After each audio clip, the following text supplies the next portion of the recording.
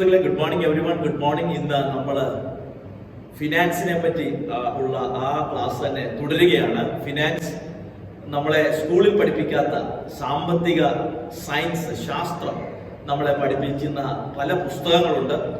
ഇന്നലെ നമ്മൾ പല പുസ്തകങ്ങൾ വിചിന്തനം ചെയ്തു.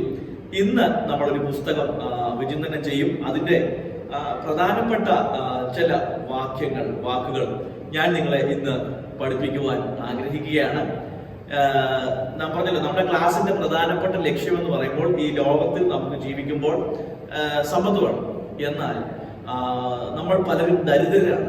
അപ്പോൾ ഈ നമ്മുടെ സ്കൂളുകളിൽ പഠിപ്പിക്കുന്നത് എങ്ങനെ നമുക്ക് ഒരു നല്ല ജോലി കിട്ടാമെന്ന് ഒരു സ്കൂളും പഠിപ്പിക്കുന്നില്ല. നമ്മളെ എങ്ങനെ നല്ല രീതിയിൽ സമ്പത്ത് ഉണ്ടാക്കാമെന്ന്. കാരണം ഈ ലോകത്തിൽ ജീവിക്കുവാൻ സമ്പത്തില്ലാതെ നമുക്ക് ഒന്ന് ഇന്ന് നിങ്ങൾ ഇവിടെ വന്ന വണ്ടിക്കൂലി ഉൾപ്പെടെ സകലതും പണം കൊടുത്താൽ മാത്രമേ നിങ്ങൾക്ക് ആക്സസ് ചെയ്യാൻ പറ്റത്തുള്ളൂ എന്നുള്ളത് കൊണ്ട് നമ്മൾ ഫിനാൻഷ്യൽ ക്ലാസ്സൂടെ സമൂഹത്തിന് നൽകണം എന്ന് മനസ്സിലാക്കിക്കൊണ്ടാണ് നമ്മൾ ഈ ക്ലാസ്സിലേക്ക് കടക്കുന്നത്, പ്രിയപ്പെട്ടവരെ.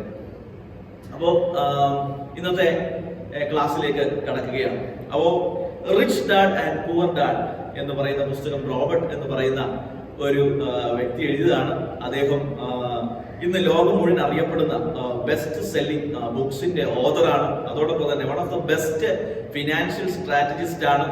അതോടൊപ്പം തന്നെ അനേക ബിസിനസ്സുകാർ, ഇന്ന് ലക്ഷക്കണക്കിന് ബിസിനസ്സുകാർ ഈ പുസ്തകം വായിച്ച് അദ്ദേഹത്തിന്റെ ആശയം അവരിൽ കൊണ്ടുവരികയും ഇന്ന് അവർ വിജയിച്ചതായി അവരൊക്കെ സാക്ഷ്യപ്പെടുത്തുന്നു. പ്രിയപ്പെട്ടവരെ, എന്നെ ഈ പുസ്തകം ഒരുപാട് മാറ്റിമറിച്ചിട്ടുണ്ട്. എന്റെ ചിന്താഗതിയെ തന്നെ മാറ്റിമറിച്ചതാണ് ഈ പുസ്തകം.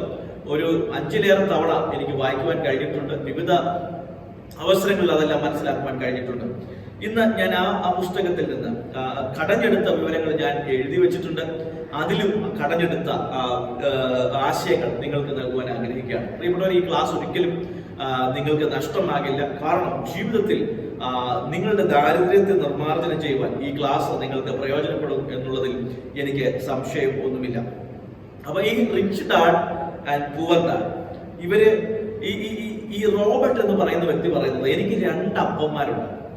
എനിക്ക് എന്നെ ഈ ഭൂമിയിൽ ജനിപ്പിച്ച എൻ്റെ അപ്പൻ, ഇദ്ദേഹം വിശേഷിപ്പിക്കുന്ന പുവർ ഡാഡ്. മറ്റൊന്ന് എൻ്റെ ഉറ്റ സുഹൃത്തായ മൈക്കിളിന്റെ അച്ഛൻ, എന്നെ തന്റെ സ്വന്തം മകനെ പോലെ നോക്കിയ മൈക്കിളിന്റെ അച്ഛൻ, അദ്ദേഹത്തെയാണ് ഇദ്ദേഹം റിച്ച് ഡാഡ് എന്ന് വിശേഷിപ്പിക്കുന്നത്. അപ്പോൾ ഈ റോബർട്ടിന്റെ പിതാവ് ഒരു സാധാരണക്കാരനല്ല. അദ്ദേഹം ഒരു PhD ഹോൾഡറാണ്. ഒരു ഉയർന്ന യൂണിവേഴ്സിറ്റിയിൽ നിന്ന് PhD എടുത്ത വ്യക്തി. എല്ലാവർക്കും കേൾക്കാമോ? Okay, yes. ഉയർന്ന യൂണിവേഴ്സിറ്റിയിൽ നിന്ന് PhD എടുത്ത വ്യക്തിയാണ് അദ്ദേഹം. ഇപ്പോൾ ഒരു യൂണിവേഴ്സിറ്റിയിൽ പ്രൊഫസറായി ജോലി ചെയ്യുകയാണ്. അദ്ദേഹത്തിന് എല്ലാ മാസവും മാസത്തിന്റെ ആരംഭത്തിൽ അദ്ദേഹത്തിന് ശമ്പളം കിട്ടും. പക്ഷെ റോബർട്ട് പറയുന്നത് 15-ാം തീയതി ആകുമ്പോഴത്തേന് ഞങ്ങളുടെ അച്ചായന്റെ ശമ്പളം മുഴുവൻ തീരും. പിന്നെ അദ്ദേഹം കടം മേടിക്കുവാനും ക്രെഡിറ്റ് കാർഡിൽ നിന്ന് കടമെടുക്കുവാനും ഒക്കെ പോകുന്ന ഒരു സ്ഥിതിവിശേഷമാണ്. അപ്പോൾ ശമ്പളം കിട്ടുമ്പോൾ അദ്ദേഹം തലേ മാസം മേടിച്ച് കടങ്ങളൊക്കെ വീട്ടി ഇവരുടെ കാര്യങ്ങളെല്ലാം നിവർത്തിച്ച് 15-ാം തീയതി ആകുമ്പോഴത്തേനും പിന്നെ അടുത്ത കടം മേടിക്കുകയാണ് ജീവിക്കാൻ. അപ്പൊ സാമ്പത്തിക ഭദ്രതയില്ലാത്തൊരു കുടുംബത്തിൽ ജീവിച്ച റോബർട്ട്, അപ്പൊ അദ്ദേഹത്തിന്റെ പിതാവ് PhD-കാരനായിരുന്നു, യൂണിവേഴ്സിറ്റി പ്രൊഫസറായിരുന്നു, അവിടുത്തെ ശമ്പളം മേടിക്കുന്ന വ്യക്തിയായിരുന്നു എന്ന് ഓർക്കണം. പക്ഷേ 15-ാം തീയതി, എല്ലാ മാസവും 15-ാം തീയതി ആകുമ്പോൾ പിന്നെ ഈ വീട്ടിൽ ദാരിദ്ര്യമാണ്. മറിച്ച് ഇദ്ദേഹം പറയുന്നത്, ഇദ്ദേഹത്തിന്റെ സുഹൃത്ത് മൈക്കിളിന്റെ പിതാവ് ഒരു 8-ാം ക്ലാസ്സുകാരനാണ്.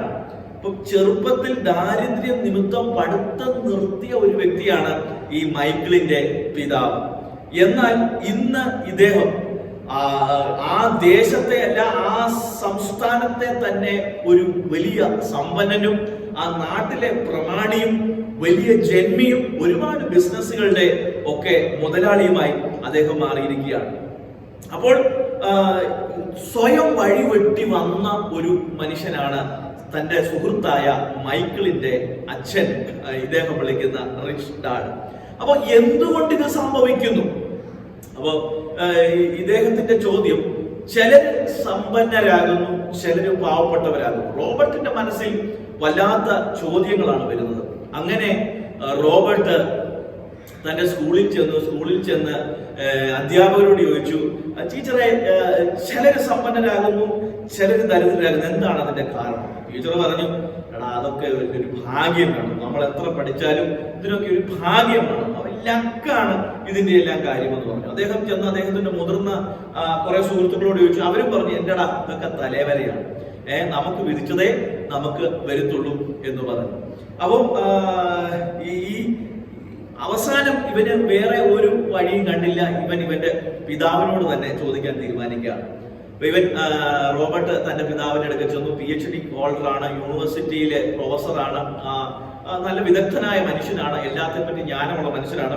അദ്ദേഹത്തോട് ചോദിച്ചു, അപ്പൊ എന്തുകൊണ്ടാണ് നമ്മൾ ദരിദ്രരായി പോയത്, അല്ലെങ്കിൽ എന്തുകൊണ്ടാണ് നമുക്ക് സമ്പത്തില്ല? അദ്ദേഹം എടുത്തവായി പറഞ്ഞ അദ്ദേഹത്തിന്റെ ഉത്തരമാണ്, നമ്മുടെ പലരുടെ ഉത്തരമാണ്.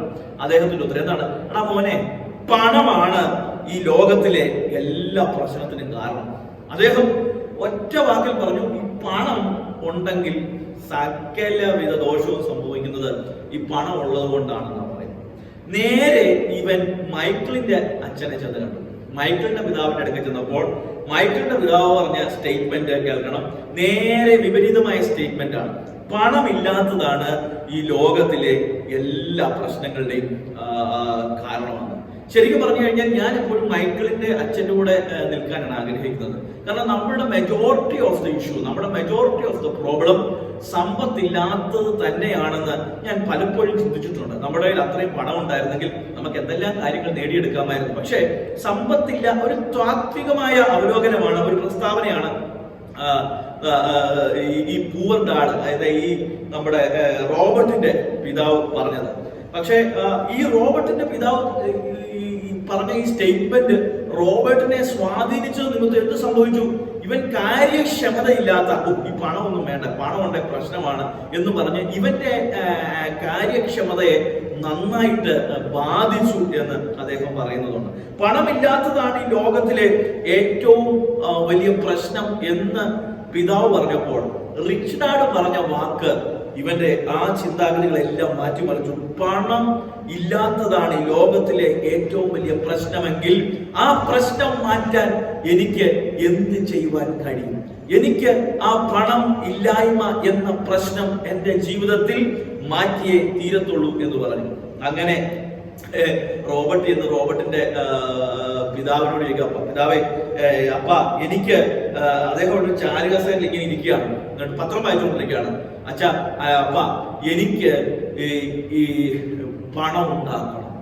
ഉടനെ അദ്ദേഹം ശൂഭിതനായി പത്രം കൊടുത്തു ചൊല്ലി, എടാ, ഈ കൊച്ചു ചെറുക്കനായ നിനക്ക് ഇപ്പോഴേ പണം ഉണ്ടാക്കണോ? നീ പോയി പഠിക്ക്, നീ വല്ലതും പോയി പഠിക്ക് എന്ന് പറഞ്ഞു. ഇല്ലപ്പ, നമുക്ക് പണമില്ലാത്ത കാരണം ഞാൻ സ്കൂളിൽ ഒരുപാട് തിക്താനുഭവം. കഴിഞ്ഞ ആഴ്ച ജിമ്മിയുടെ പേരൻസ് അവനെ വലിയ കാറിലാണ് സ്കൂളിൽ കൊണ്ടാക്കുന്നത്. കഴിഞ്ഞ ആഴ്ച ഒരു സംഭവം നടന്നു. അവര് ടൂറിന് പോയി. സ്കൂളിലെ പല കൂട്ടുകാരെയും അവര് ക്ഷണിച്ചുകൊണ്ട് പോയി. പക്ഷെ എന്നെ ഒറ്റപ്പെടുത്തി. എനിക്ക് പണമില്ലാത്തത് കൊണ്ടാണ് അച്ഛാ. അതുകൊണ്ട് പണമില്ലാത്തവന്റെ എന്ന പേരിൽ ഞാൻ മാറി നിൽക്കുകയാണ്. ഉടനെ റോബർട്ടിന്റെ പിതാവ് പറഞ്ഞത് എന്താണെന്നറിയാവോ? റോബർട്ടിന്റെ പിതാവ് പറയാ, എടാ, നീ ഒരു കാര്യം ചെയ്യ്, നീ നന്നായി പഠിച്ചാൽ മതി. നന്നായി പഠിക്കുമ്പോൾ നിനക്ക് ജോലി കിട്ടും, നിനക്ക് ബോണസ് കിട്ടും, നിനക്ക് പെൻഷൻ കിട്ടും.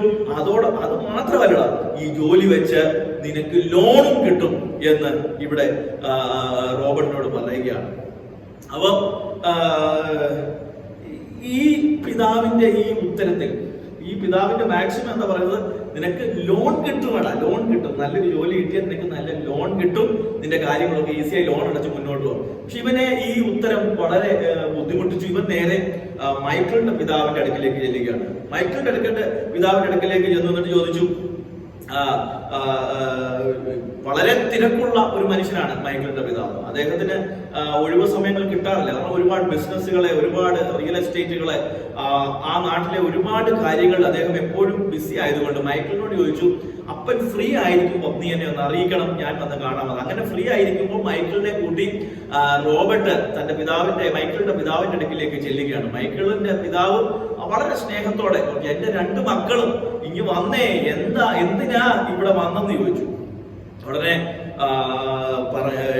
ഈ റോബർട്ട് ഉച്ചത്തിൽ പറയുക, അങ്കിളെ, എനിക്ക് പണക്കാരനാകണം, എനിക്ക് പണം ഉണ്ടാക്കുന്നത് പഠിക്കണം. സോ ഇത് കേൾക്കുകയും ഈ മൈക്കിളിന്റെ പിതാവ് ചിരിക്കുകയാണ്, പുഞ്ചിരിക്കുകയാണ്. എന്നിട്ട് ഇദ്ദേഹം പറഞ്ഞ ഉത്തരം എന്താണ്? ഇത് നല്ലതുപോലെ പഠിക്കണം. ഇവനാകെ ഫെഡപ്പായി, റോബർട്ട് ആകെ ഫെഡപ്പായിട്ട് പറഞ്ഞു, എന്റെ ആംഗ്ലെ എന്റെ അച്ഛനും ഇത് തന്നെയാണ് പറഞ്ഞത്, നല്ലപോലെ പഠിക്കണം. ഉടനെ മൈക്കിളിന്റെ പിതാവ് പറഞ്ഞു, മോനെ നിന്റെ അച്ഛൻ പറഞ്ഞത് പോലത്തെ സംഭവം പഠിക്കാനല്ല പറഞ്ഞത്, നിന്റെ അച്ഛൻ പറഞ്ഞത് നീ പഠിച്ച് വലിയൊരു ഉദ്യോഗസ്ഥനാകാനാണ് പറയുന്നത്.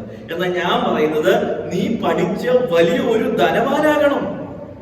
ഇവൻ ഇത് കേട്ടതും ഭയങ്കര സന്തോഷമായി. അപ്പൊ ഇവൻ ചോദിച്ചതും ഇവൻ ആഗ്രഹിച്ചതും അത് തന്നെയാണ്, ഇവൻ എങ്ങനെയെങ്കിലും ധനവാനാകണം. ഉടനെ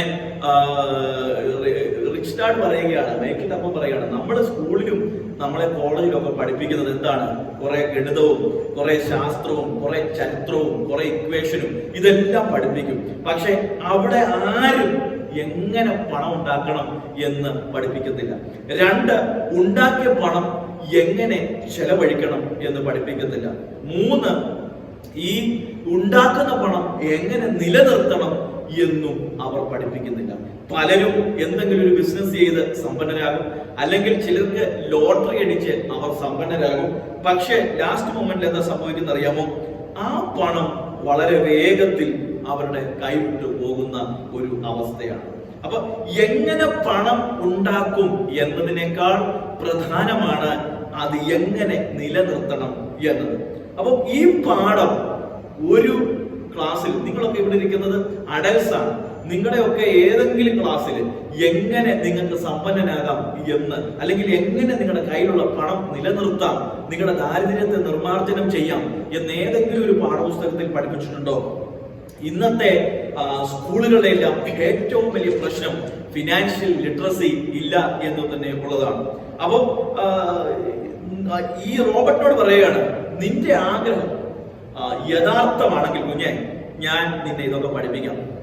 അപ്പൊ പെട്ടെന്ന് പണക്കാരനാകാൻ വെമ്പൽ കൊണ്ട് നിൽക്കുന്ന റോബർട്ട് വേഗം എന്നെ പഠിപ്പിക്കണം അങ്കിൾ എന്ന് പറയുകയുണ്ടായി. അപ്പൊ അദ്ദേഹം ഒന്ന് പുഞ്ചിരിച്ചുകൊണ്ട് പറഞ്ഞു, മോനെ, ഇപ്പോഴും നീ എന്റെ അടുക്ക കാണാൻ വരുമ്പോഴും എന്നോട് സംസാരിക്കുമ്പോഴെല്ലാം നീ ഇത് പഠിച്ചുകൊണ്ടിരിക്കുകയാണ്. അപ്പൊ പിന്നെ പറയാണ്, ഒരു ദിവസം കൊണ്ട് നിനക്കിത് പഠിക്കാൻ കഴിയത്തില്ല. ഒരിക്കലും ഒരു ദിവസം കൊണ്ട് നിനക്ക് എങ്ങനെ സമ്പന്നനാകാം എന്ന് പഠിക്കുവാൻ കഴിയത്തില്ല. അതിന് അദ്ദേഹം പറഞ്ഞ എക്സാമ്പിള്, ഒരു ഡോക്ടറോ എഞ്ചിനീയറോ ആകാൻ നമ്മൾ എത്ര മാത്രം വില കൊടുക്കുന്നു, അപ്പൊ അത്രയും വില തന്നെ, അതേ എക്സ്പീരിയൻസ് തന്നെ ഉണ്ടായാലാണ് നമുക്കും ഇതിന്റെ കാര്യത്തിൽ, അതായത് ഒരു ഡോക്ടർക്ക് മാക്സിമം എന്തുമാത്രം എക്സ്പീരിയൻസ് ഉണ്ടായാലും ഒരു സർജറി ചെയ്യാൻ കഴിയുന്നത്, അതുപോലെ തന്നെ എഞ്ചിനീയർക്ക് എന്തുമാത്രം സംഭവം ഉണ്ടായാലും ഒന്ന് കൺസ്ട്രക്ട് ചെയ്യാൻ കഴിയുന്നത്. അതേപോലെ തന്നെ നമ്മൾ ഈ വിഷയത്തിലും ആവേശം കാണിക്കാതെ വളരെ കാര്യക്ഷമതയോടെ, ഒന്നാമത് ഇതിന് വേണ്ടത് ക്ഷമ ആണെന്ന് അദ്ദേഹം പറയുകയാണ്. അത്രയും പറയുകയും അദ്ദേഹം പറഞ്ഞു, മോനെ, ഇന്ന് എനിക്ക് ഒരുപാട് വിസിറ്റിങ്ങുകളുണ്ട്, എന്റെ പല കമ്പനികളിൽ എനിക്ക് പോകണം, അതുകൊണ്ടൊരു കാര്യം ചെയ്യും, നീ അടുത്ത ആഴ്ച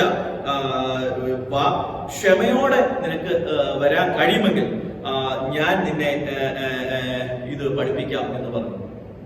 റോബർട്ട് ആകെ വിഷമിച്ചു. കാരണം റോബർട്ടിന് എങ്ങനെയെങ്കിലും ഇപ്പോൾ പണക്കാരനാണ്.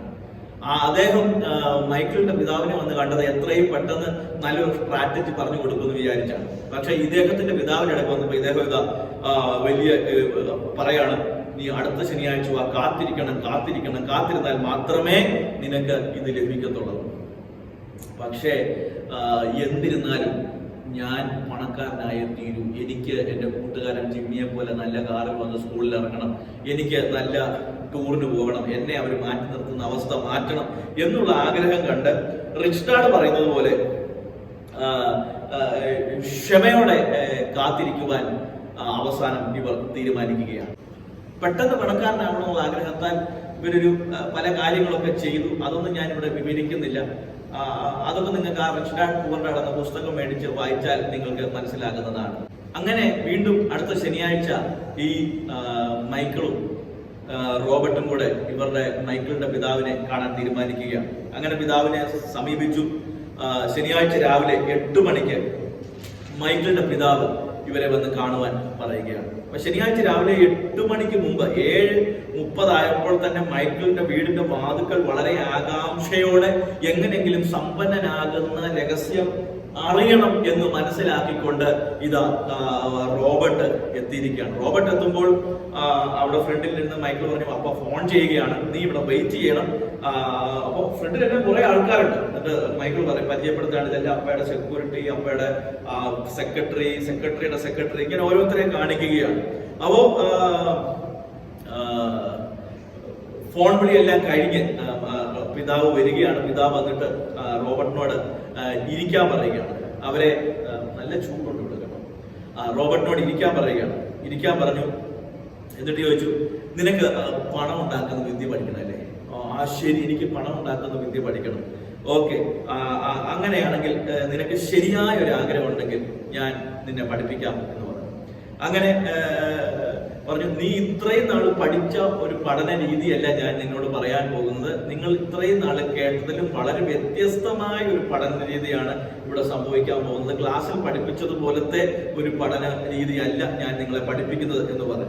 എന്നിട്ട് പറഞ്ഞു, ഈ രീതിയിൽ നിങ്ങൾക്ക് പഠിക്കണമെങ്കിൽ വളരെ ബുദ്ധിമുട്ടുകൾ തരണം ചെയ്യണം. നിങ്ങൾ തയ്യാറാണോ എന്ന് അദ്ദേഹം ചോദിച്ചു. എനിക്കൊരു കാര്യം അറിയണം എന്ന് പറഞ്ഞു. അവന് പറ്റില്ല, ഇങ്ങോട്ട് ചോദ്യമൊന്നും വേണ്ട, ഞാൻ പറയുന്നതിന് നിങ്ങൾ യെസ് ഓർ നോ മാത്രം പറഞ്ഞാൽ മതി എന്ന് പറഞ്ഞു. തയ്യാറാണെന്ന് ചോദിച്ചു. എങ്ങനെ എനിക്ക് കാശ് ഉണ്ടാക്കല്ലോ? യെസ് എന്ന് പറഞ്ഞു. അങ്ങനെയാണെങ്കിൽ നിങ്ങളെ ഞാൻ പഠിപ്പിക്കാൻ പോകുന്നത് നിങ്ങൾ എനിക്ക് വേണ്ടി ജോലി ചെയ്തുകൊണ്ടാണ് പഠിക്കാൻ പോകുന്നത്. അപ്പൊ ജോലി എന്താണ്? എല്ലാ ശനിയാഴ്ചയും രാവിലെ 9 മണി മുതൽ 12 മണി വരെ നിങ്ങൾക്ക് ജോലിയാണ്. അപ്പൊ ജോലി ചെയ്യുന്ന ദിവസം 30 സെന്റ് പ്രതിഫലം നൽകും. അപ്പോ തയ്യാറാണോ എന്ന് ചോദിച്ചു. 30 സെന്റ് എന്ന് പറഞ്ഞാൽ ആ കാലത്ത് പോലും കളിയാക്കി കൊടുക്കുന്ന ഒരു തുകയാണ്. അപ്പൊ ആ കാലത്ത് പോലും ഒരു ചെറിയ തുകയാണ് ഈ 30 സെന്റ്. അപ്പൊ വരാൻ പറ്റുന്നു. ചില സമയങ്ങളിൽ നിനക്ക് പെട്ടെന്ന് തീരുമാനം എടുക്കേണ്ടി വരും, നിങ്ങൾ വരുമോ ഇല്ലയോ എന്ന് ചോദിച്ചു. ഉടനെ എങ്ങനെങ്കിലും പണം ഉണ്ടാക്കണം, എന്ത് കഷ്ടം സഹിച്ചാലും ഇത് വിദ്യ പഠിക്കണം, അതുകൊണ്ട് വരാമെന്ന് പറഞ്ഞു. അടുത്ത ശനിയാഴ്ച 9 മണിക്ക് ആരംഭിക്കുന്ന ഈ ജോലി അടുത്തൊരു സ്ത്രീയെ കാണിച്ചു പറഞ്ഞു, ഈ സ്ത്രീയാണ് നിങ്ങൾക്ക് തരാൻ പോകുന്നത്, അവരുടെ അടുക്കൽ ചെല്ലണം, അവര് നിന്നെ ജോലി പഠിപ്പിക്കുമെന്ന് പറഞ്ഞു. അങ്ങനെ അടുത്ത ഒരു ശനിയാഴ്ച അദ്ദേഹത്തിനൊരു നേരത്തെ നിശ്ചയിക്കപ്പെട്ട ഒരു ഫുട്ബോൾ മാച്ച് ഉണ്ടായിട്ട് പോലും റോബർട്ട് എന്ന് തീരുമാനിച്ചു, ഈ ഫുട്ബോൾ മാച്ചിനേക്കാൾ വലുത് എങ്ങനെയെങ്കിലും സമ്പന്നനായി ലോകത്തിൽ ജീവിക്കുക, അതുകൊണ്ട് ഞാൻ ഈ ഫുട്ബോൾ മാച്ചൊക്കെ ക്യാൻസൽ ചെയ്ത് ജോലിക്ക് വരുവാനുള്ള ആഗ്രഹം പ്രകടിപ്പിച്ച് പിറ്റേ ശനിയാഴ്ച 9 മണിക്ക് ഇവർ ജോലിക്ക് ഹാജരാകുകയാണ്. അങ്ങനെ ഈ മിസ് മാർട്ടിൻ എന്ന് പറയുന്ന ആ ലേഡി ഇവര് ജോലി കൊടുക്കുന്നു. അവിടെ എല്ലാം വൃത്തിയാക്കാനൊക്കെ പറയുന്നു. ഈ ജോലി കഴിഞ്ഞ് 30 സെന്റ് അന്നത്തെ ദിവസം കൊടുക്കുകയാണ്. പിറ്റേ ശനിയാഴ്ചയും പക്ഷെ ആദ്യത്തെ ദിവസം തന്നെ ഇവൻ വിചാരിച്ചു ഇവൻ ജോലി ഇരിക്കുന്നതിന്റെ ഇടയ്ക്ക് മൈക്കിളിന്റെ പിതാവ് വരും ഇവനെ സഹായിക്കും എന്നാണ് വിചാരിച്ചത്. പക്ഷെ അദ്ദേഹം അവന്റെ അടുക്കൽ വന്നില്ല. രണ്ടാം ശനിയാഴ്ചയും ഓടി ചെല്ലുകയാണ്. വളരെ കഷ്ടപ്പെട്ട് പണിയെടുത്തു. അവിടെ എല്ലാം ക്ലീനിങ് ജോലികളെല്ലാം ഏൽപ്പിച്ചു. മൈക്കിളിന്റെ പിതാവ് ഇവനെ ഹെൽപ്പ് ചെയ്ത് വന്ന് ഇവനോട് പറഞ്ഞു കൊടുക്കുമെന്ന് വിചാരിച്ചു. അദ്ദേഹം വന്നില്ല. അന്നും ഇവന്റെ ജോലി കഴിഞ്ഞു. 30 സെന്റ് കൊടുത്തു. പിറ്റേ ദിവസവും 3-ാം ശനിയാഴ്ച ഇവിടെ വന്നു. 3-ാം ശനിയാഴ്ചയും ജോലിയെല്ലാം ചെയ്യിപ്പിച്ചു. 30 സെന്റ് കൊടുത്തു. 3 ആഴ്ചയായിട്ടും 30, 60, 90 സെന്റ് അല്ല, $1 പോലും കിട്ടാതെ ഇവന് വളരെ ദേഷ്യം വന്നു. ഇവനാകെ ഇവിടെ ഈ ജോലി ചെയ്യാൻ തീരുമാനിച്ചത് മൈക്കിളിന്റെ അപ്പൻ വന്ന് സമ്പന്നനാകാൻ ഇവനെ പഠിപ്പിക്കുമെന്നാണ്. പക്ഷെ ഇവിടെ ഇവനെ ഉപയോഗിച്ച് ഇവന്റെ ചാറൂറ്റിയാണ് മൈക്കിളിന്റെ പിതാവ്. ഇവന് ഭയങ്കര ദേഷ്യം വന്ന് ക്ഷൂഭിതനായിട്ട് ഒരു ബുധനാഴ്ച മൈക്കിളുമായിട്ട് ഉച്ചയ്ക്ക് ഭക്ഷണം കഴിക്കുമ്പോൾ പറഞ്ഞു, ഞാൻ ജോലി രാജിവെക്കുകയാണ്, നിന്റെ അച്ഛൻ എന്നെ ചീറ്റ് ചെയ്യുകയാണ്, ബാലവനെ ചെയ്യിപ്പിക്കുകയാണ്, എന്നെ അദ്ദേഹം ചതിക്കുകയാണ് ചെയ്തത്. വളരെ ദേഷ്യത്തോടെ ഇവൻ ആക്രോശിക്കുകയാണ് ചെയ്തത്. ഞാൻ പണം ഉണ്ടാക്കുന്ന പഠിക്കാൻ വന്നിട്ട് അദ്ദേഹം എന്നെ ഒന്ന് തിരിഞ്ഞു പോലും നോക്കിയില്ല. അപ്പോൾ ആകെയുള്ള ആഴ്ചയിലെ ഒഴിവുകളാണ് ഈ ശനിയാഴ്ച. അപ്പൊ ആ ശനിയാഴ്ചത്തെ ഒഴിവ് ഞാൻ നിന്റെ പിതാവിന് വേണ്ടി ജോലി ചെയ്തു. നിന്റെ പിതാവിനോട് പറയണം, ബാലവേല കുറ്റകരമാണ്, ബാലവേലയാണ് അദ്ദേഹം ചെയ്യിപ്പിച്ചിരിക്കുന്നത്. ഞാൻ എന്റെ പിതാവിനെ കൂട്ടിക്കൊണ്ടി കേസ് കൊടുത്താൽ നിന്റെ പിതാവ് അഴിയെണ്ണേണ്ടി വരും എന്ന് പറഞ്ഞു ആക്രോശിക്കുകയാണ്. ഉടനെ മൈക്കിൾ ചിരിച്ചുകൊണ്ട് പറഞ്ഞു, നിന്റെ പിതാവിനോട് പോയി പറഞ്ഞേക്കാൻ റോബർട്ട് പറഞ്ഞു.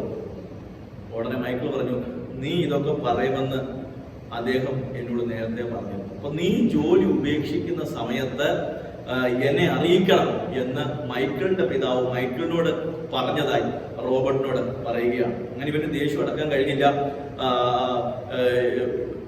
മൈക്കിൾ പറഞ്ഞു, എൻ്റെ പിതാവിൻ്റെ രീതി കുറച്ച് വ്യത്യസ്തമാണ്, അദ്ദേഹം മിതഭാഷയാണ്, അതുകൊണ്ട് ഞാൻ എന്തായാലും നിന്റെ വിവരം ചെന്ന് പറയാമെന്ന് പറഞ്ഞു. അങ്ങനെ മൈക്കിൾ ചെന്ന് തൻ്റെ പിതാവിനോട് കാര്യങ്ങളെല്ലാം അവതരിപ്പിച്ചു. അത് മുഴുവൻ കേട്ടതിന് ശേഷം അദ്ദേഹം പറയാണ്, അടുത്ത ശനിയാഴ്ച അവനെ നീ കൂട്ടിക്കൊണ്ട് വരണം, എൻ്റെ അടുക്കൽ കൊണ്ടുവരണം. അവ മൈക്കിൾ ചെന്നു. അടുത്ത ശനിയാഴ്ച റോബർട്ടിന്റെ വീട്ടിൽ ചെന്ന് റോബർട്ടിനെ വീട്ടിലോട്ട് കൊണ്ടുവരികയാണ്. കാണുകയും ഇവർ വളരെ ക്ഷുഭിതനാണ്. അങ്ങനെ പറ്റിക്കുകയാണ്, അങ്ങനെ ചൂഷണം ചെയ്യുകയായിരുന്നു, അങ്ങനെ 3 മണിക്കൂർ അധ്വാനിപ്പിച്ചിട്ട് 30 സെന്റൻസ് ഒന്ന് ബാലവേല ചെയ്യിപ്പിക്കുകയായിരുന്നു. അങ്ങ് ശരിക്കും പറഞ്ഞു കഴിഞ്ഞാൽ എന്നെ ചതിക്കുകയായിരുന്നു. ഞാനും പിതാവും കൂടെ ബാലവേലയ്ക്ക് പോയി കേസ് കൊടുത്തു കഴിഞ്ഞാൽ താങ്കളും ജയിലിൽ കിടക്കുമെന്നൊക്കെ പറഞ്ഞു. ഉടനെ അദ്ദേഹം അടിയിലേക്ക് വന്നിട്ട് പറഞ്ഞു, റോബർട്ട് ചക്കരെ, നീയും എല്ലാരെ പോലെ തളർന്നു പോകുന്നു. പിന്നെ താങ്കൾ എനിക്ക് ജോലി നൽകാതെ, താങ്കൾ എനിക്ക് കൂലി പോലും നൽകാതെ എന്നെ കൊണ്ട് ജോലി ചെയ്യിപ്പിച്ചിട്ട്, കഠിനമായി ജോലി ചെയ്യിപ്പിച്ച് എന്നെ ചൂഷണം ചെയ്തിട്ട് എന്നെ വന്ന് ആശ്വസിപ്പിക്കുകയാണോ എന്ന് ചോദിച്ചു. ഉടനെ പറഞ്ഞു, ഇനി ഈ പറയുന്ന കാര്യങ്ങൾ നിങ്ങളൊക്കെ എഴുതിയെടുത്താലും വേണ്ടിയില്ല. ഒന്നാമത്, പരിഭവവും പരാതിയും കൊണ്ടി നടക്കുന്നവർക്ക് ഒരിക്കലും വിജയം നേടുവാൻ കഴിയത്തില്ല. പിന്നെ പൊട്ടിത്തെറിക്കുക, പിന്നെ ഞാൻ എന്താണ് ചെയ്യേണ്ടത്? പണക്കാരനാകാമെന്ന് അമ്മ പറഞ്ഞ് എന്നെ പറ്റിച്ചു, ഒരു വിദ്യ പോലും എന്നെ പഠിപ്പിച്ചില്ല. ഉടനെ അദ്ദേഹം പറയാണ്, മോനെ, ഞാൻ നിന്നെ പഠിപ്പിച്ചുകൊണ്ടിരിക്കുകയാണ്, നീ വിജയിക്കാനുള്ള ബാലപാഠങ്ങൾ ഞാൻ നിന്നെ അഭ്യസിപ്പിച്ചു കൊണ്ടിരിക്കുകയാണ്. താങ്കൾ എന്താണ് എന്നെ പഠിപ്പിച്ചത്? ഞാൻ എന്താണ് പഠിച്ചത്? പൊട്ടിത്തെറിക്കുകയാണ് റോബർട്ട്. ഞാൻ നിന്നെ ഒന്നും പഠിപ്പിച്ചിട്ടില്ല എന്ന് നിനക്ക് എങ്ങനെ മനസ്സിലായി? 3 ആഴ്ച ഞാൻ ജോലി ചെയ്തിട്ടും താങ്കൾ എന്നോട് സംസാരിക്കുകയോ എന്നെ വന്ന് കാണുകയോ ഒന്ന് മിണ്ടുക പോലും ചെയ്തിട്ടില്ല. പറയണം, അവനെ ഈ സംസാരിക്കുന്നതും പ്രസംഗിക്കുന്നതുമാണ് പഠിപ്പിക്കൽ എന്ന് നിന്നോട് ആരാ പറഞ്ഞത്? അതൊക്കെ ഞങ്ങളുടെ സ്കൂളിൽ അങ്ങനെയല്ലേ ചെയ്യുന്നത്? നീ പറഞ്ഞത് ശരിയാണ്, സ്കൂളിലെ പഠന രീതി അങ്ങനെയാണ്. എന്നാൽ വിജയിച്ചവരുടെ അല്ലെങ്കിൽ എൻ്റെ രീതി അതല്ല. എന്നിട്ട് പറയാണ്, ജീവിതം പഠിക്കേണ്ടത് ക്ലാസ് മുറികളിലല്ല, അനുഭവങ്ങളാണ് ഏറ്റവും നല്ല അധ്യാപകൻ. പ്രിയപ്പെട്ടവരെ, ജീവിതം പഠിക്കേണ്ടത് ക്ലാസ് മുറികളിലല്ല, ഏറ്റവും നല്ല experience is the best teacher എന്ന് നമ്മൾ കേട്ടിട്ടില്ലേ? അനുഭവങ്ങളാണ് ഏറ്റവും നല്ല അധ്യാപകൻ. അനുഭവങ്ങൾ നിങ്ങളോട് ഒരിക്കലും സംസാരിക്കത്തില്ല, പക്ഷെ നിങ്ങൾ അറിയാതെ അനുഭവങ്ങൾ നിങ്ങൾക്ക് നിർദ്ദേശങ്ങൾ നൽകിക്കൊണ്ടിരിക്കും. എല്ലാവരും എഴുതിയാണല്ലോ. ജീവിതത്തിൽ നിങ്ങൾക്കുണ്ടാകുന്ന ഓരോ പ്രശ്നങ്ങളും പാഠങ്ങളാണ്. അത് മനസ്സിലാക്കി മുന്നോട്ട് പോയാൽ നിങ്ങൾക്ക് വിജയിക്കുവാൻ കഴിയും. ജീവിതം നൽകുന്ന പാഠങ്ങൾ ശരിയായി മനസ്സിലാക്കണം. ഇടയ്ക്ക് ആ പാഠങ്ങൾ പുനർവിചിന്തനം ചെയ്യണം. അപ്പോൾ മുന്നോട്ടുള്ള വഴി തെളിഞ്ഞ് കിട്ടും. ഈ റിച്ച് ഡാഡ് പറയുന്നതെല്ലാം ശരിയായി മനസ്സിലാക്കുവാൻ ഇവന് കഴിഞ്ഞിരുന്നില്ല. കാരണം ഇപ്പോഴും ഇവന്റെ മനസ്സിൽ കിടക്കുന്നത് എന്താണ്? ഇദ്ദേഹത്തെ ചൂഷണം ചെയ്തു, റോബർട്ടിനെ ചൂഷണം ചെയ്തു എന്നാണ്. പക്ഷെ റിച്ച് ഡാഡ് തുടരുകയാണ്. അദ്ദേഹം പറയുകയാണ്, 2 കാര്യങ്ങൾ മാത്രമേ ജനങ്ങൾക്ക് ചെയ്യാൻ കഴിയത്തുള്ളൂ. ഒന്ന്, സന്ദർഭങ്ങളിൽ സമ്മർദ്ദമുണ്ടാകുമ്പോൾ തളർന്നു പോകുക. ഒന്ന് സമ്മർദ്ദങ്ങളിൽ തളർന്നു പോകുക. 2, അവയെ നേരിടുക. എല്ലാ ആളുകളുടെയും ജീവിതം ചിലത് പഠിപ്പിക്കും, പക്ഷേ എല്ലാ ആളുകളെയും ജീവിതം പഠിപ്പിക്കും, പക്ഷേ ചിലർ മാത്രം ജീവിതത്തിൽ വിജയിക്കുകയും ഭൂരിപക്ഷം പേർ ജീവിതത്തിൽ പരാജയപ്പെടുകയും ചെയ്യുന്നത് എങ്ങനെയാണെന്ന് നിനക്കറിയാമോ? റോബർട്ടിനോട് അദ്ദേഹം ചോദിക്കുകയാണ്. ജീവിതം നൽകുന്ന പാഠം മനസ്സിലാക്കുവാൻ ഭൂരിപക്ഷം പേര് തയ്യാറല്ല. അതിനാലാണ് ഭൂരിപക്ഷം പേരും പരാജയപ്പെടുന്നത്. ചുരുക്കം ചിലർ മാത്രം അനുഭവങ്ങളിൽ നിന്ന് പാഠങ്ങൾ പഠിക്കുന്നു, അവർ വിജയിക്കുന്നു. റോബർട്ടിന് ഇപ്പോൾ കാര്യങ്ങളൊക്കെ പിടികിട്ടി തുടങ്ങി. ഇദ്ദേഹം ഇവനെ എന്തോ പഠിപ്പിക്കുവാൻ പദ്ധതി ഇട്ടു എന്നും ഒരു ജെനുവിനിറ്റി ഇവന് ഫീൽ ചെയ്യുക. പിന്നെ ഇവൻ പൊട്ടിത്തെറിക്കുകയാണ്. ഇവന്റെ മനസ്സിൽ ആ ദേഷ്യം കിടക്കുകയാണ്. ഇവനെ കൊണ്ട് പണിയെടുപ്പിച്ചത്. ഇത്തരത്തിൽ എന്നെ ജീവിതം പഠിപ്പിക്കാനാണോ കുറഞ്ഞ കൂലിക്ക് അങ്ങ് എന്നെ കൊണ്ട് ജോലി ചെയ്യിപ്പിച്ചത്? ഉടനെ അദ്ദേഹം പറയാ, മോനെ, സാധാരണ ജനങ്ങൾ അങ്ങനെയാണ്. അവർ തങ്ങളുടെ ജോലി ഭാരത്തെക്കുറിച്ചും കുറഞ്ഞ ശമ്പളത്തെക്കുറിച്ചും ചിന്തിക്കുന്നു. ശമ്പളം കൂടുതൽ ലഭിച്ചാലും അവരുടെ പ്രശ്നം പരിഹരിക്കപ്പെടാൻ പോകുന്നില്ല. എന്നാൽ പണക്കാരനാകുവാൻ ആഗ്രഹിക്കുന്നവൻ ചിന്തിക്കുന്നത് അങ്ങനെയല്ല. അവൻ മറ്റുള്ളവരെ കൊണ്ട് പണിയെടുപ്പിച്ച് അതിൽ നിന്ന് ലാഭമുണ്ടാക്കുന്നത് എങ്ങനെ എന്നവൻ ചിന്തിക്കുകയാണ്. സാധാരണക്കാരൻ ചിന്തിക്കുന്നത് എങ്ങനെയാണ്? എങ്ങനെ എനിക്ക് ജോലി കിട്ടും? പണക്കാരനാകുവാൻ ആഗ്രഹിക്കുന്നവൻ എനിക്കെങ്ങനെ മറ്റുള്ളവർക്ക് ജോലി കൊടുക്കാം എന്നാണ് ചിന്തിക്കുന്നത്. അപ്പൊ ഈ വ്യത്യാസമാണ് ഒരുവനെ പണക്കാരനാക്കുന്നതും ഒരുവനെ സാധാരണക്കാരനാക്കുന്നതും. നിങ്ങൾക്ക് എന്തെങ്കിലും മനസ്സിലായോ എന്ന് ചോദിക്കുക. 3 മണിക്കൂറിന് 30 സെന്റ് എന്നെ കൊണ്ട് പണിയെടുപ്പിച്ചത് ചൂഷണം ചൂഷണം ചൂഷണം. അവൻ തുടർന്നുകൊണ്ടേയിരുന്നു. ഇപ്പൊ ചൂഷണത്തെ ന്യായീകരിക്കുവാൻ അങ്ങ് കണ്ട ഒരു ഇരട്ടത്താപ്പ് നയമല്ലേ എന്ന് ചോദിച്ചു. ഉടനെ പറയുകയാണ്, മോനെ റോബർട്ടെ, നിന്റെ കാഴ്ചപ്പാടാണ് നിന്റെ വിധി നിശ്ചയിക്കുന്നത്. മറ്റുള്ളവരെല്ലാം മാറുവാൻ നീ ആഗ്രഹിക്കുന്നു. മറ്റുള്ളവരുടെ മാറ്റത്തിനേക്കാൾ എളുപ്പം സ്വയം മാറുക എന്നുള്ളതാണ്. നീ സ്വയം മാറണം എന്ന് ഞാൻ പറയുമ്പോൾ നിനക്ക് തോന്നാം, ഞാൻ മാറണ്ടേ? ശരിയാണ്. സാഹചര്യങ്ങൾക്കൊപ്പം നാം മാറി ചിന്തിക്കുന്നില്ലെങ്കിൽ നമുക്ക് എങ്ങും എത്താൻ കഴിയത്തില്ല. സാഹചര്യങ്ങൾക്കൊപ്പം ഞാൻ മാറി ചിന്തിച്ചത് കൊണ്ടാണ് ഇന്ന് ഞാൻ സമ്പന്നനായിരിക്കുന്നത്. ഓരോ സന്ദർഭങ്ങളെ കുറിച്ച് മനസ്സിലാക്കി ഞാൻ മാറിയില്ലെങ്കിൽ കാലം ഇങ്ങനെ വേഗം കടന്നുപോയിക്കൊണ്ടിരിക്കും. ഞാൻ അവിടെ തന്നെ നിൽക്കും. നഷ്ടം എനിക്ക് മാത്രം. അദ്ദേഹം ഇങ്ങനെ പറയുകയാണ്. ഓരോ വാക്കുകൾ അദ്ദേഹം പറയുകയാണ്. അതാണ് ഞാൻ ഇവിടെ കുറിച്ചിട്ടിരിക്കുന്നത്. അപ്പൊ ഇവന്റെ ജിജ്ഞാസ വർദ്ധിക്കുകയാണ്. കുറഞ്ഞ കൂലിക്ക് എന്നെ കൊണ്ട് ജോലി ചെയ്യിപ്പിച്ചിട്ട് ലാഭം ഉണ്ടാക്കിയ ശേഷം കുറച്ച് ന്യായീകരണം നടത്തി രക്ഷപ്പെടുവാൻ ശ്രമിക്കുകയാണോ അങ്ങ്? വീണ്ടും ആക്രോശിക്കണം. ഞാൻ ബാലവേല പ്രകാരം അങ്ങേക്കെതിരെ കേസ് കൊടുക്കും. അദ്ദേഹം പിന്നെയും പറയാണ്, എല്ലാ കാര്യങ്ങൾക്കും നിങ്ങൾ വളരെ ശ്രദ്ധിക്കണേ, എല്ലാ കാര്യങ്ങൾക്കും മറ്റുള്ളവരെ കുറ്റപ്പെടുത്തുന്ന രീതിയാണ് നാം മാറ്റേണ്ടത്. അദ്ദേഹം പറഞ്ഞു കൊടുക്കുകയാണ്, എന്റെ ഇന്നത്തെ അവസ്ഥയ്ക്ക് കാരണം മറ്റുള്ളവരാണ് അല്ലെങ്കിൽ സാഹചര്യങ്ങളാണ് എന്ന് കരുതുന്നവർ സ്വയം ന്യായീകരണം കണ്ടെത്താനാണ് ശ്രമിക്കുന്നത്. ജീവിതത്തിൽ വിജയിക്കുന്നതും പരാജയപ്പെടുന്നതും തങ്ങളുടെ കുറ്റം അല്ല എന്ന് പറഞ്ഞ് അവർ സ്വയം ബോധ്യപ്പെടുത്തുവാൻ ശ്രമിച്ചുകൊണ്ടിരിക്കും. സുഹൃത്തുക്കൾ, സഹപ്രവർത്തകർ, ബന്ധുക്കൾ, അല്ലെങ്കിൽ വെള്ളപ്പൊക്കം, വരൾച്ച പോലുള്ള ഭൗതിക സാഹചര്യങ്ങൾ, ഒന്നുമല്ലെങ്കിൽ ഗവൺമെന്റിന്റെ നയം, ഇതെല്ലാം പരാജയത്തിന്റെ കാരണമായി ഇവർ വിലയിരുത്തുവാൻ ശ്രമിച്ചുകൊണ്ടിരിക്കും. എന്നാൽ വിജയികൾ അങ്ങനെയല്ല. അവർ തന്റെ വിജയത്തിന്റെ ഉത്തരവാദിത്വം മറ്റുള്ളവർക്ക് കൂടി ആണെന്ന് കരുതി തന്മൂലം എല്ലാരിൽ നിന്നുള്ള സഹകരണം അവർ നേടും. അവർ വീണ്ടും വീണ്ടും വിജയം ആവർത്തിച്ചു കൊണ്ടിരിക്കും. വിജയികളും ചിലപ്പോഴൊക്കെ പരാജയപ്പെടും. എന്നാൽ പരാജയത്തിന്റെ ഉത്തരവാദിത്വം അവർ സ്വയം ഏറ്റെടുക്കും. മനസ്സിലാക്കണം, അവർ ഒരിക്കലും മറ്റുള്ളവരെ പഴിചാരുകയില്ല.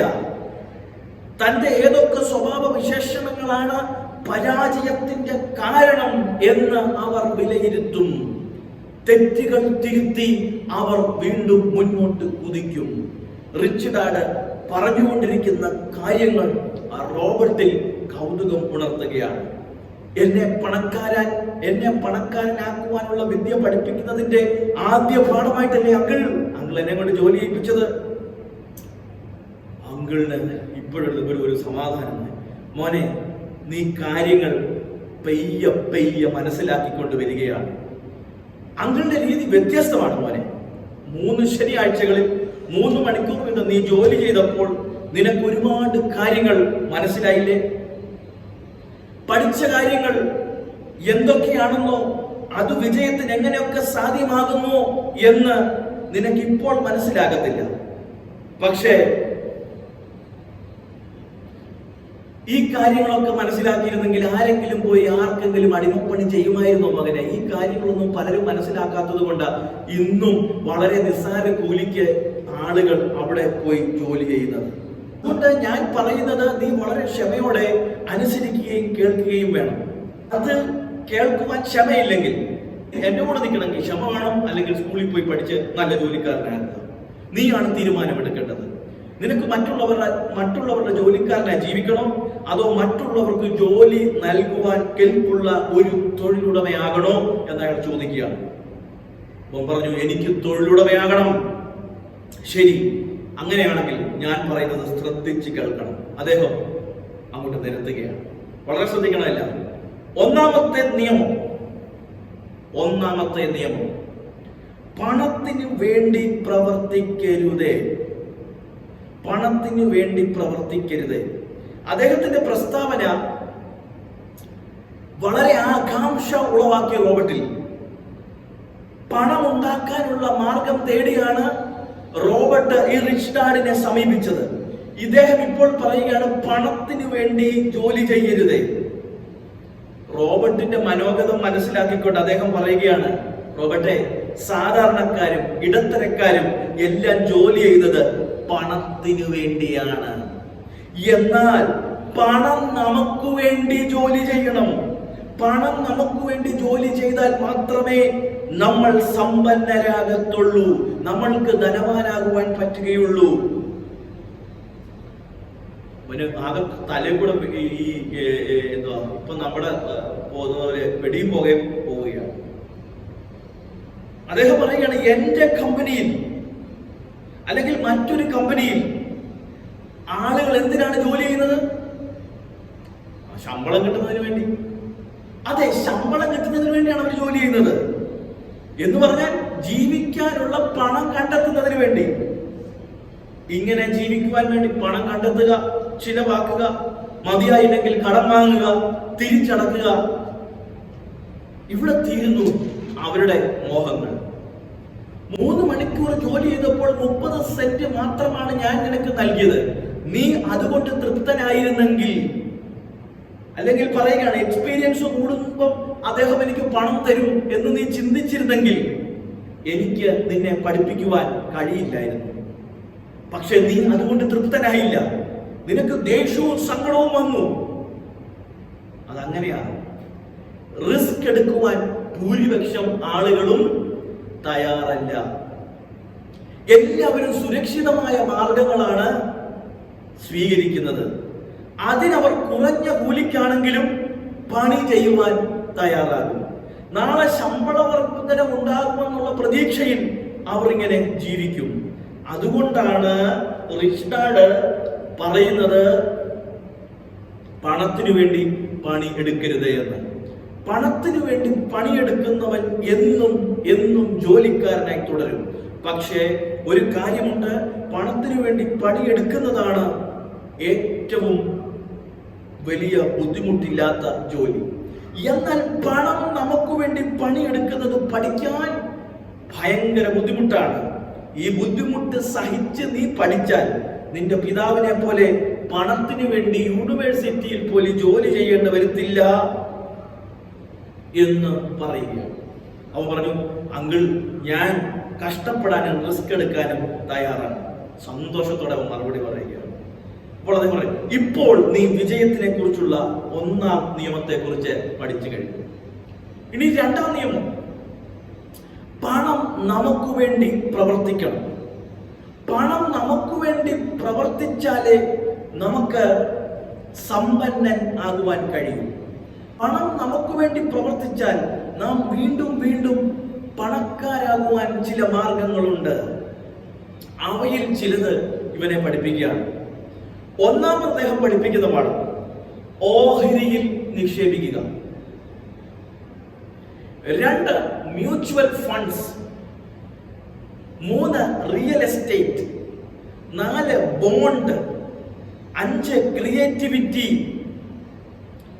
6 സ്ഥിര വരുമാനം നൽകുന്ന വസ്തുക്കൾ. അപ്പൊ നാം വെറുതെ ഇരിക്കുമ്പോഴും നമ്മുടെ സമ്പത്ത് വർദ്ധിക്കുകയും നമ്മുടെ വരുമാനം വർദ്ധിക്കുകയും ചെയ്യുന്നതായ കാര്യങ്ങൾ നാം ചെയ്താലേ നാം സമ്പന്നരാകൂ എന്നാണ് റിച്ച് ഡാഡ് പറയുന്നത്.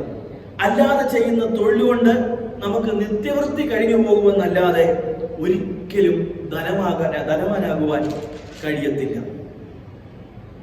അപ്പൊ അദ്ദേഹം പറയുന്ന 4, 5, 6 കൂട്ടം കാര്യങ്ങളാണ്. 1 ഓഹരികൾ, 2 mutual funds, 3 real estate, 4 bond, 5 creativity and royalty. ഈ 6 കൂട്ടം കാര്യങ്ങളെ പറ്റി വിശദമായ ഒരു വീഡിയോ അടുത്ത ദിവസം ചെയ്യുന്നുണ്ട്. അത് നിങ്ങൾ കാണാൻ മറക്കരുത്. പ്രിയപ്പെട്ടവരെ, റിച്ച് ഡാഡ് എന്ന് പറയുന്ന ഈ പുസ്തകത്തിന്റെ പാർട്ട് 2 അടുത്ത ദിവസം അപ്ലോഡ് ചെയ്യുന്നതാണ്. നിങ്ങൾക്ക് ദാരിദ്ര്യ നിർമ്മാർജ്ജനം ചെയ്യുവാൻ ചില ക്ലാസ്സുകൾ ഇവിടെ പഠിപ്പിക്കുന്നു. ഇഷ്ടമാണെങ്കിൽ ഈ പേജ് ലൈക്ക് ചെയ്യുക, സപ്പോർട്ട് ചെയ്യുക. അപ്പോൾ റിച്ച് ഡാഡ് പറയുന്ന പ്രധാനപ്പെട്ട ചില തത്വങ്ങൾ: 1, മാർക്കറ്റിംഗ് സ്ട്രാറ്റജി പഠിക്കണം. നമ്മളെ തന്നെ മാർക്കറ്റ് ചെയ്യാൻ പഠിക്കണം. 2, അക്കൗണ്ടിങ് പഠിക്കണം. അക്കൗണ്ടിങ് എന്ന് പറഞ്ഞാൽ കണക്ക് മാത്രമല്ല, സമ്പത്തിന്റെ വരവ് പോക്കുകളുടെ കണക്കെടുപ്പ്. നിങ്ങളുടെ സാമ്പത്തിക സാക്ഷരത നിങ്ങൾ തന്നെ ഉറപ്പുവരുത്തണം. അതുണ്ടെങ്കിൽ മാത്രമേ ഏത് രംഗത്തും നിങ്ങൾക്ക് വിജയിക്കാൻ കഴിയത്തുള്ളൂ. നിക്ഷേപങ്ങളെ കുറിച്ച് നിങ്ങൾ നന്നായി പഠിക്കണം. നിക്ഷേപങ്ങളെ കുറിച്ച് നിങ്ങൾ അറിയണം. വിപണിയെ മനസ്സിലാക്കണം. അതായത് നാം ചെയ്യുന്ന ബിസിനസ്സിന് എവിടെയാണ് വിപണി, എവിടെയാണ് അതിന്റെ മത്സരം, ഈ മത്സരത്തെ അതിജീവിച്ച് എങ്ങനെ വളരുവാൻ കഴിയും, ഇത് നാം പഠിക്കണം. 5 അദ്ദേഹം പറഞ്ഞ ദാനം നൽകണം. നിങ്ങൾക്ക് ധനവാനാകണമെങ്കിൽ നിങ്ങൾ ധാരാളമായി ദാനം ചെയ്യണം. ദാനം ചെയ്യുന്നത് കൊണ്ട് സമ്പത്ത് കുറയുകയല്ല, വർദ്ധിക്കുകയാണ് ചെയ്യുന്നത്. ലോകത്തെ ഭൂരിഭാഗം ധനികരുടെ വിജയരഹസ്യം ദാനം നൽകലാണ്. മൈക്രോസോഫ്റ്റ് ഉടമ ബിൽ ഗേറ്റ്സ് തന്റെ സമ്പത്തിന്റെ ഏറിയ പങ്കും ചാരിറ്റിക്ക് വേണ്ടി നൽകുകയാണ്. അപ്പോ ദാനം ചെയ്യുക എന്ന് പറയുന്നു. അടുത്തത്, മറ്റുള്ളവർ കാണാത്തത് കാണുക. ജീവിതത്തിന്റെ എല്ലാ സ്ഥലങ്ങളിലും അത്ഭുതം കാണുക. തൂണിലും തുരുമ്പിലും കല്ലിലും മണ്ണിലും എല്ലാം അത്ഭുതങ്ങൾ ഒളിഞ്ഞിരിപ്പുണ്ട്. ദോഷം മാത്രം കാണുന്ന സ്വഭാവം മാറ്റുക. മടി വിജയത്തിന്റെ ശത്രുവാണ്. അഹങ്കാരം വിജയത്തെ പിന്നോട്ട് നയിക്കും. ടാക്സ്, നികുതി കൃത്യമായി നൽകുക. ഓരോ പ്രശ്നങ്ങളും മനസ്സിലാക്കി പഠിച്ച് മുന്നോട്ട് പോകുക. പ്രിയപ്പെട്ടവരെ, റിച്ച് ഡാഡ് പുവർ ഡാഡ് എന്ന് പറയുന്ന പുസ്തകത്തിൽ കോപ്പിറൈറ്റിന്റെ ലിമിറ്റേഷനിൽ നിന്നുകൊണ്ട് ചില കാര്യങ്ങൾ നിങ്ങളെ പഠിപ്പിക്കുവാനാണ് ഞങ്ങൾ ശ്രമിച്ചുകൊണ്ടിരിക്കുന്നത്. ഈ ക്ലാസ്സിന്റെ 2-ാം ഭാഗം അടുത്ത ആഴ്ച അപ്ലോഡ് ചെയ്യും. നിങ്ങൾ ആ ക്ലാസ് കേൾക്കുവാൻ, സൗജന്യമായി കേൾക്കുവാൻ ഈ പേജ് സബ്സ്ക്രൈബ് ചെയ്യുക. ഈ വീഡിയോ നിങ്ങളുടെ അടുത്തുള്ള ആളുകൾക്ക് ഷെയർ ചെയ്യുക. Thank you.